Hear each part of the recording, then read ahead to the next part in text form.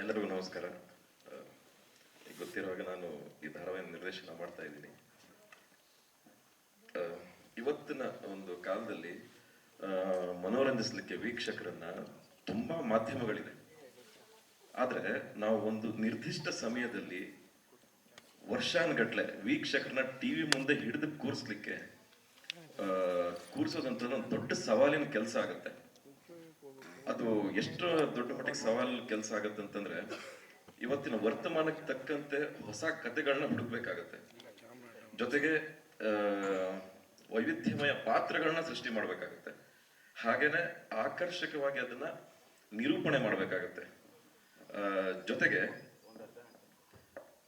ಪ್ರೇಕ್ಷಕರನ್ನ ಸಾವಿರಾರು ಎಪಿಸೋಡ್ ಅಷ್ಟು ಟಿವಿ ಮುಂದೆ ಹಿಡಿದು ಕೂರಿಸುವಂತ ಶಕ್ತಿ ಇರುವಂತ ಕಲಾವಿದರನ್ನ ಅಲ್ಲಿ ಆಯ್ಕೆ ಮಾಡ್ಬೇಕಾಗುತ್ತೆ.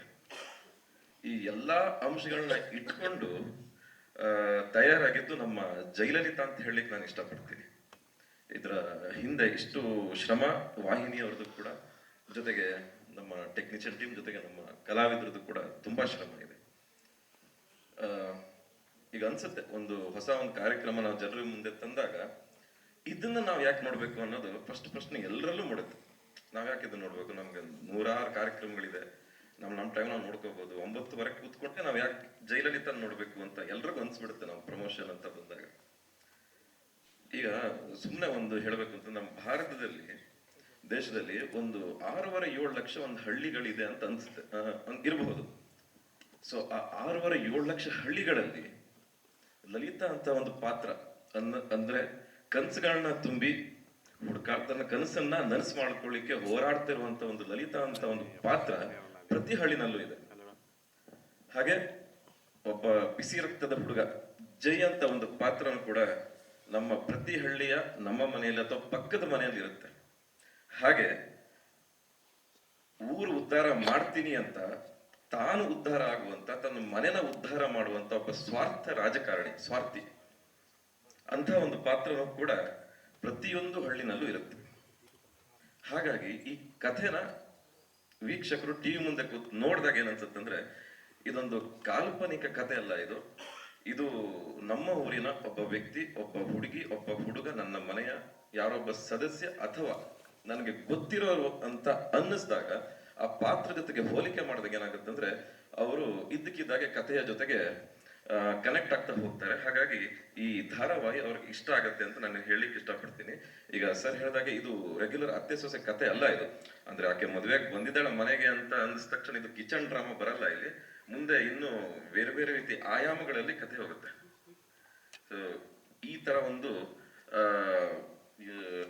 ಇಂಥ ಧಾರಾವಾಹಿನ ನಂಗೆ ನಿರ್ದೇಶನ ಮಾಡ್ಲಿಕ್ಕೆ ಅವಕಾಶ ಮಾಡಿಕೊಟ್ಟಂತಹ ವಾಹಿನಿಯವರಿಗೆ, ಜೊತೆಗೆ ವಿಶೇಷವಾಗಿ ಶಿಲ್ಪಾ ಮೇಡಮ್ ಅವ್ರಿಗೆ ನನ್ನ ಮೇಲೆ ನಂಬಿಕೆ ಇಟ್ಟು ನನಗೆ ತುಂಬಾ ನಂಬಿದ್ದಾರೆ. ಆ ನಂಬಿಕೆ ನಾನು ಉಳಿಸ್ಕೋತೀನಿ ಅಂತ ಪ್ರಯತ್ನ ಪಡ್ತೀನಿ. ಸೊ ಅವ್ರಿಗೆ ನಾನು ವಿಶೇಷವಾಗಿ ಧನ್ಯವಾದ ಹೇಳ್ತೀನಿ. ರಾಜ್ ಸರ್ ನಾನು ಧನ್ಯವಾದ ಹೇಳ್ತೀನಿ.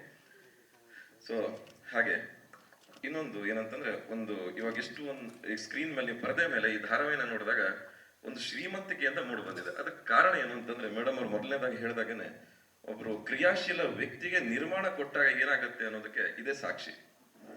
ಅಂದ್ರೆ ಅಲ್ಲಿ ಏನಾಗುತ್ತೆ ಅಂತಂದ್ರೆ, ನಾವು ಕಿರುತೆರೆ ಇರ್ತವ್ರು, ನಮ್ಗೆ ಒಂದು ಚೌಕಟ್ಟಿರುತ್ತೆ ನಾವು ಕೆಲಸ ಮಾಡುವಾಗ. ಅದು ಸಮಯ ಆಗಿರ್ಬೋದು ಅಥವಾ ಬಂಡವಾಳ ಆಗಿರ್ಬೋದು. ಆ ಚೌಕಟ್ಟು ಒಳಗಡೆಗೆ ನಮ್ಗೆ ಕೆಲಸ ಮಾಡ್ಲಿಕ್ಕೆ ಹೇಳ್ತಾರೆ.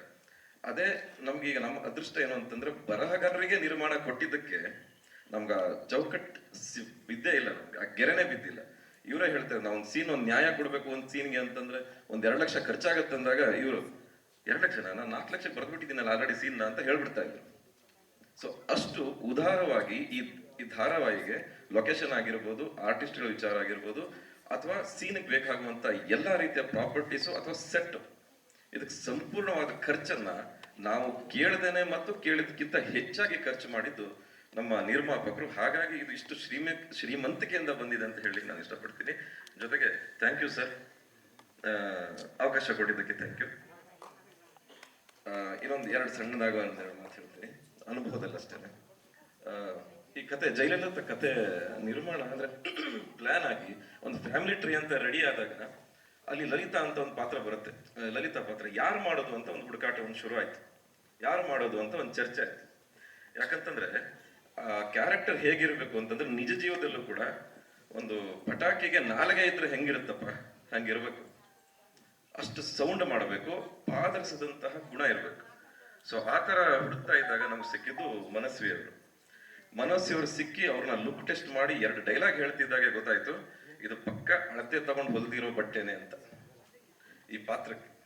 ಸೊ ಅಷ್ಟರ ಮಟ್ಟಿಗೆ ಅವರು ಆ ಪಾತ್ರಕ್ಕೆ ಹೊಂದಾಣಿಕೆ ಆದ್ರು, ಜೊತೆಗೆ ನನ್ನ ಮೇಲಿರುವಂತಹ ಒಂದು ದೊಡ್ಡ ಭಾರನ ಇಳಿಸ್ಬಿಟ್ರು ಒಂದೇ ಸಲಕ್ಕೆ. ಹಾಗಾಗಿ ನನಗೂ ಕೂಡ ಅಷ್ಟು ಸುಲಭವಾಗಿ ನಾನು ಆ ಪಾತ್ರವನ್ನ ನಿರ್ದೇಶನ ಮಾಡ್ಲಿಕ್ಕೆ ನನಗೆ ಅವಕಾಶ ಆಯ್ತು. ಎರಡನೇ ನಮ್ಮ ಜೈ ಬಗ್ಗೆ ಹೇಳ್ಬೇಕು ಅಂತಂದ್ರೆ, ಜೈ ನೀರಿದ್ದಾಗೆ ಏನಂತಂದ್ರೆ ನಮ್ಗೆ ತಲೆನೋವೇ ಆಗಿಲ್ಲ ಜೈ ಪಾತ್ರ. ಯಾವ ಪಾತ್ರದಲ್ಲಿ ಹಾಕಿದ್ರು ಆ ಆಕಾರಕ್ಕೆ ಬಂದ್ಬಿಟ್ಟಿರೋರು ಜೈ. ಸೊ ಹಾಗಾಗಿ ಅಷ್ಟು ಸುಲಭವಾಗಿ ಪ್ರತಿಯೊಂದು ಪಾತ್ರಕ್ಕೂ ಅವ್ರು ಹೊಂದಾಣಿಕೆ ಆಗ್ಬಿಟ್ರು. ಹಾಗಾಗಿ ಜೈ ಪಾತ್ರನೂ ಕೂಡ ತುಂಬಾ ಆರಾಮಾಗಿ ಹೋಯ್ತು. ನೆಕ್ಸ್ಟ್ ನಮಗೆ ಇದ್ದಂಥದ್ದು ಪುರಾಣಿಕ್ ಸರ್ ಹೇಳಿದ್ದಾರೆ. ಸೊ ನನ್ನ ಅನುಭವದಲ್ಲಿ ನನ್ನ ಆಂಗಲ್ ಅಲ್ಲಿ ಅದೊಂದು ಮಾತು ಹೇಳ್ಬಿಡ್ತೀನಿ. ಸೊ ಈ ತಂದೆ ಪಾತ್ರ ಯಾರು ಮಾಡ್ತಾರೆ, ದೇವರಾಜ್ ಪಾತ್ರ ಯಾರು ಮಾಡ್ತಾರೆ ಅನ್ನೋದೊಂದು ದೊಡ್ಡ ಚರ್ಚೆ ಆಯ್ತು ನಮ್ಗೆ, ಯಾರು ಮಾಡ್ಬೋದು ಏನು ಅಂತ ಪ್ರಾರಂಭದಲ್ಲಿ. ಆಗ ನಮಗೆ ಹೇಳಿದ್ದು ಶಿಲ್ಪಾ ಮೇಡಮ್ ಅವರು ಪುರಾಣಿಕ್ ಸರ್ ಅವ್ರನ್ನ ಹಾಕೊಡಿ ಅಂತ. ಆಯ್ತು, ನಮಗೂ ಖುಷಿ ಆಯ್ತು. ಪುರಾಣಿಕ್ ಸರ್ ಅಂತ ಹಿರಿಯ ನಟರ ಕೆಲಸ ಮಾಡಿರ್ಲಿಲ್ಲ, ಮೊದಲನೇ ಸಲ ಕೆಲಸ ಮಾಡಿದ್ದು. ಆಯ್ತು ಅಂತ ಹೇಳಿ ನಾವು ಪುರಾಣಿಕ್ ಸರ್ ಅವ್ರನ್ನ ಸಂಪರ್ಕ ಮಾಡಿ ಅವ್ರಿಗೆ ಒಂದು ಲುಕ್ ಕೊಡ್ಬೇಕು. ಮೇಡಮ್ ಅವರ ಮೊದಲನೇ ಕಂಡೀಷನ್ ಅವರು ಇದುವರೆಗೂ ಕಾಣಿಸದೇ ಇರೋ ತರ ಕಾಣಿಸ್ಬೇಕು ಅಂತ. ಇದು ನಾವು ಯೋಚನೆ ಮಾಡಿದ್ವಿ, ಹೆಂಗ್ ತೋರಿಸೋದು ಇವ್ರನ್ನ ಅಂತ. ಹಾಗಾಗಿ ಒಂದಷ್ಟು ಪ್ರಯತ್ನ ಪಟ್ವಿ ಇವ್ರನ್ನ ಬೇರೆ ಬೇರೆ ತರ ತೋರಿಸ್ಲಿಕ್ಕೆ. ಅದು ಸಾಧ್ಯ ಆಗಿಲ್ಲ, ಮೇಡಮ್ ಅವ್ರಿಗೂ ಇಷ್ಟ ಆಗಿಲ್ಲ, ಎಲ್ಲಾನು ನೋ ನೋ ನೋ ನೋ ಅಂತಾನೆ ಬರ್ತಾ ಇತ್ತು. ಆಮೇಲೆ ಒಂದು ಪ್ರಯತ್ನ ಪಟ್ಟಿವಿ, ಸ್ವಲ್ಪ ವಯಸ್ಸಾಗಿರೋ ತರ ತೋರಿಸೋಣ ಅಂತ. ಅವ್ರನ್ನ ವಯಸ್ಸಾಗಿರೋ ತರ ತೋರ್ಸಕ್ ಹೋಗಿ ನಮಗಾಗ್ಬಿಡ್ತು ವಯಸ್ಸು, ಅವ್ರಿಗಾಗಿಲ್ಲ. ಆದ್ರೆ ಕೊನೆಯಲ್ಲಿ ಮೇಡಮ್ ಇಲ್ಲ ಇದು ಹಿಂಗ್ ಮಾಡಿ ಅಂತ ಒಂದು ಫೈನಲ್ ಹಿಂಗ್ ಹೇಳ್ಬಿಟ್ರು, ಇದನ್ನೇ ಮಾಡಿ ಅಂತ. ಸೊ ಆಮೇಲೆ ಪೂರ್ತಿ ಅವ್ರನ್ನ ಕೂತ್ಕೊಂಡು ಮಾಡಿದ ಮೇಲೆ ಈ ತರದೊಂದು ಲುಕ್ ಕೊಟ್ಟ ಮೇಲೆ ನಮ್ಗೆ ಒಂದ್ಸಲ ಮೈ ಜುಮ್ಮಂತ ಅವ್ರನ್ನ ಫೈನಲ್ ಫ್ರೇಮ್ ಅನ್ನ ಮುಂದೆ ತಂದಿಟ್ಟು ಆ ಶಾರ್ಟ್ ತೆಗ್ದಾಗ ಫಸ್ಟ್ ಶಾರ್ಟ್. ಆಮೇಲೆ ನಾವ್ ಹೇಳ್ಬಿಟ್ವಿ, ಸರ್ ಇದೆ ಸರ್ ನಮ್ಗೆ ಆಕ್ಚುಲಿ ಎಲ್ಲರಿಗೂ ಬೇಕಾಗಿದೆ, ಬಟ್ ನಮ್ಗೆ ಹೇಳಕ್ ಬರ್ತಿರ್ಲಿಲ್ಲ. ಮೇಡಮ್ ಅವ್ರು ಚಾನಲ್ ಇಂದ ಹೇಳ್ತಾ ಇದ್ರು, ನಮ್ಗೆ ಅರ್ಥ ಆಗ್ತಿರ್ಲಿಲ್ಲ, ಈಗ ಫೈನಲ್ ಆಯ್ತು ಅಂತ. ಸೊ ಇದಾದ್ಮೇಲೆ ಸಂಪೂರ್ಣವಾಗಿ ನಾವು ಶೂಟಿಂಗ್ಗೆ ಹೋದ್ವಿ. ಹಾಗೇನೆ ಇನ್ನೂ ಮುಖ್ಯವಾಗಿ ಈ ಪಾತ್ರ ಬರೋದು ಜೈ ತಾಯಿ ಪರಮೇಶ್ವರಿ ಅವರು. ಪರಮೇಶ್ವರಿ ನಿಮ್ಗೆ ಗೊತ್ತಿದೆ, ಅವರು ಚಿಕ್ಕವರಿದ್ದಾಗನು ಪ್ರಬುದ್ಧತೆ ಅಂತ ಪಾತ್ರಗಳನ್ನ ಮಾಡಿರೋರು. ಹಾಗೆ ತುಂಬಾ ವಿಭಿನ್ನವಾಗಿ ಎಲ್ಲಾ ಪಾತ್ರಗಳನ್ನು ಅವ್ರು ಮಾಡಿರೋದ್ರಿಂದ ಅವ್ರಿಗೆ ಸವಾಲ್ ಅದು, ನಮಗಿಲ್ಲ. ಯಾಕಂತಂದ್ರೆ ಅವ್ರು ತುಂಬಾ ಪಾತ್ರಗಳನ್ನ ಮಾಡಿದ್ದಾರೆ. ಹಾಗಾಗಿ ಇದನ್ನ ಇನ್ನು ವಿಭಿನ್ನವಾಗಿ ಮಾಡ್ಬೇಕು ಅನ್ನೋದು ಅವ್ರಿಗೆ ಸವಾಲಿನ ಪಾತ್ರ ಅದು. ಹಾಗೆ ಸೊ ಇಲ್ಲಿ ಏನಂತಂದ್ರೆ ನಾನೊಂದು ಅಂತಿಮವಾಗಿ ಹೇಳ್ಬೇಕು ಅಂತಂದ್ರೆ, ಒಬ್ಬ ನಿರ್ದೇಶಕನಿಗೆ ಎಷ್ಟು ಜವಾಬ್ದಾರಿ ಇರುತ್ತೆ, ಎಷ್ಟು ಟೆನ್ಷನ್ ಇರುತ್ತೆ. ಒಂದು ಹೊಸದಾಗಿ ಒಂದು ಪ್ರಾಜೆಕ್ಟ್ ನ ಲಾಂಚ್ ಮಾಡುವಾಗ ಪ್ರತಿಯೊಂದು ಪಾತ್ರದ ಕ್ಯಾರೆಕ್ಟರೈಸೇಷನ್ ಅದು ಹಾಗೆ ಬರಬೇಕಾಗತ್ತೆ, ಯಾಕಂದ್ರೆ ಅಷ್ಟು ಚರ್ಚೆ ಆಗಿರುತ್ತೆ ಚಾನೆಲ್ ಅಲ್ಲಿ. ಸೊ ಆ ಪ್ರತಿಯೊಂದು ನನ್ನ ಜವಾಬ್ದಾರಿಯನ್ನು ಇಳಿಸಿದವರು ನನ್ನ ಕಲಾವಿದರು, ಪ್ರೀತಿಯ ಕಲಾವಿದರು. ಒಂದ್ ದಿನಾನು ತೊಂದರೆ ಕೊಡದೇನೆ ಪಾತ್ರವನ್ನ ಸಂಪೂರ್ಣವಾಗಿ ಅರ್ಥ ಮಾಡ್ಕೊಂಡು ಪರಕಾಯ ಪ್ರವೇಶ ಮಾಡಿ ಅದನ್ನ ಜೀವಂತವಾಗಿ ಈ ತರ ಬರ್ಲಿಕ್ಕೆ ಕಾರಣ ನನ್ನ ಕಲಾವಿದರು. ಅವ್ರಿಗೆ ನಾನು ಎಲ್ಲಾ ಕಲಾವಿದರಿಗೂ, ಆಮೇಲೆ ಒಟ್ಟಿಗೆ ಎಲ್ಲ ಸ್ಟೇಜ್ ಮೇಲೆ ಸೇರೋಣ ಎಲ್ಲರೂ ಇದ್ರಿ, ಎಲ್ಲರಿಗೂ ನಾನು ಧನ್ಯವಾದ ಹೇಳಿಕ್ಕೆ ಇಷ್ಟಪಡ್ತೀನಿ.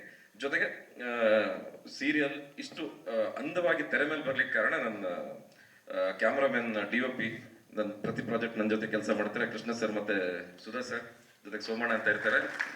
ಅವರು ನನ್ನ ಪ್ರತಿ ಪ್ರಾಜೆಕ್ಟ್ಗೂ ಅವರೇ ಮಾಡೋದು.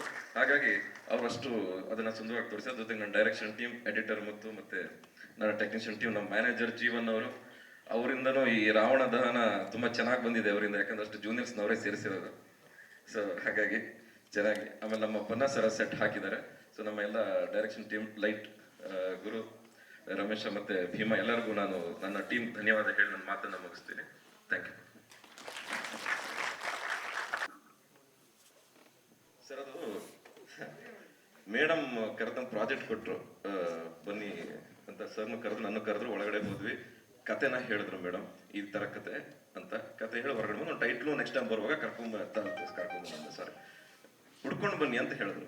ಒಂದು ಯೋಚನೆ ಮಾಡ್ಕೊಂಡು ನಾವಿಬ್ರು ಸೇರಿ ಚಾನಲಿಂದ ಹೊರಗಡೆ ಕಟ್ಟೆ ಇದೆ, ಅದ್ರ ಮೇಲೆ 5 ನಿಮಿಷ ಕೂತ್ಕೊಂಡಿ. ಒಂದು ಖುಷಿಗೆ ಪ್ರಾಜೆಕ್ಟ್ ಸಿಕ್ಕಿದೆ ಅಂತ, ಎರಡನೇದು ಹೇಗ್ ಮಾಡೋದಂತ ಖುಷಿಗೆ ಇಬ್ರು ಕೂತ್ಕೊಂಡು ಹಾಗೆ ಮಾತಾಡ್ತೀವಿ. ಸರ್ ನಂಗೆ ಐಡಿಯಾ ಕೊಟ್ಟಿದ್ದು ಅದು ಲಲಿತ ಹೆಸರಲ್ಲಿ ಅದು ಯಾವಾಗ್ಲೂ ಅವಳು ಜೈವಾಗ್ಲಿ ಅಂತ ಹೇಳ್ತಿರ್ಬೇಕು, ಅಂದ್ರೆ ಆ ಹುಡುಗಿ ಜೈ ಅಂತ ಹೇಳ್ತಿರ್ಬೇಕು, ಏನಾದ್ರು ಹೇಳ್ತಿರ್ಬೇಕು ಅಂದ ತಕ್ಷಣ ರಪ್ಪ ಅಂತ ಜೈಲೆಲ್ಲ ತಿಟ್ಬೋಣ ಸರ್ ಅಂತ. ಫಸ್ಟ್ ಅನ್ಸ್ಲಿಲ್ಲ, ಅಂದ್ರೆ ಎಲ್ಲರಿಗೂ ಅಂದ್ರೆ ಒಂದೇ ಸಲ ಜೈಲೆಲ್ಲ ತಿಟ್ಬೋಣ ಅಂತ, ಚೆನ್ನಾಗಿದೆ ಅಂದ್ರೆ ಅಂತಂದ್ರು. ಹಾಗೆ ಮೇಡಮ್ ಅವ್ರಿಗೂ ಹೇಳಿದ್ವಿ, ಟೋಟಲ್ ಎಲ್ಲ ಚಾನೆಲ್ ಅವ್ರಿಗೂ ಹೇಳಿದ್ವಿ. ಹಾಗೆ ಹೇಳ್ತಾ ಹೇಳ್ತಾ ಹೇಳ್ತಾ ಗೊತ್ತಾಯ್ತು ಇದು ಸಂಪೂರ್ಣವಾಗಿ ನಮ್ಮ ಜಯಲಲಿತಾ ಕತೆ. ನಮ್ಮ ಜಯಲಲಿತಾ ಕಥೆ ಇದು ಸಂಪೂರ್ಣ.